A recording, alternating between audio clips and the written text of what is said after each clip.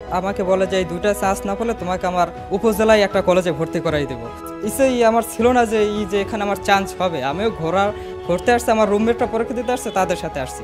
আসসালামু আলাইকুম, আমি গোলাম মাহমুদ রাব্বি, ইতিহাস বিভাগ ৫৩তম আবর্তন।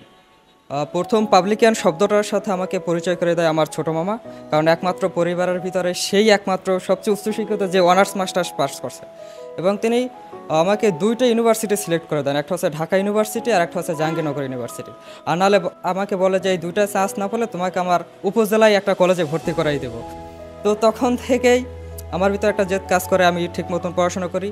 তো ফার্মগেটে একটা অফলাইন কোচিংয়ে ভর্তি হই, কিন্তু ওখানে প্রথমে যাওয়ার পর দেখি তারা ১-১.৫ ঘন্টায় তারা ২-৩টা টপিক একসাথে পড়ায়, যেগুলো আমার বোধগম্য হচ্ছিল না।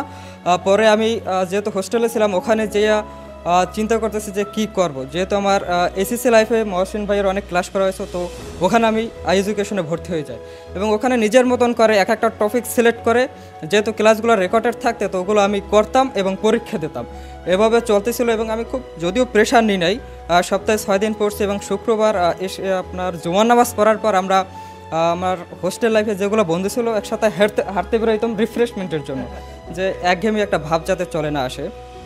তো আমার পুরো কনফিডেন্স ছিল যে আমার ঢাকা ইউনিভার্সিটিতে হয়ে যাবে, বাট ওখানে যাওয়ার পর কিছু হেরফের হয়ে যায়। অর্থাৎ আমি 5-এর উত্তর 6 জায়গায় এরকম 3টে ভুল করছি আর কি। 5-এর উত্তর দিচ্ছি 6, 6-এর উত্তর 7, 7-এর উত্তর 8। এটা দেওয়ার পর অলরেডি আমার 3.75 চলে গেছে।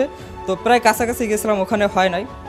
জাহাঙ্গীরনগর যদি আমার অপশন ছিল, কিন্তু আমি শুধু সিউনিটি ছিল ওই আবেদন করছিলাম, যেহেতু কনফিডেন্স ছিল যে ঢাকায় হয়ে যাবে। তো এখানে পরীক্ষা দিতে আসলাম, এসে আলহামদুলিল্লাহ পরীক্ষা দিলাম। জাস্ট আমিও বলতে গেলে আমার ছিল না যে এখানে আমার চান্স হবে। আমিও ঘুরতে আসছি, আমার রুমমেটরা পরীক্ষা দিতে আসছে, তাদের সাথে আসছি। এসে আমিও পরীক্ষা দিছি, কিন্তু ঢাকা ইউনিভার্সিটিতে কপালে ছিল না, জাহাঙ্গীরনগর ছিল। তো যেহেতু মামার কথা দেওয়া যে ঢাকা নাহলে জাহাঙ্গীরনগর, তো এই 2টার ভিতরে আমি যেহেতু একটাই পড়তে পারতেছি, তো সেই হিসাবে পরিবার সবাই আলহামদুলিল্লাহ সবাই খুশি।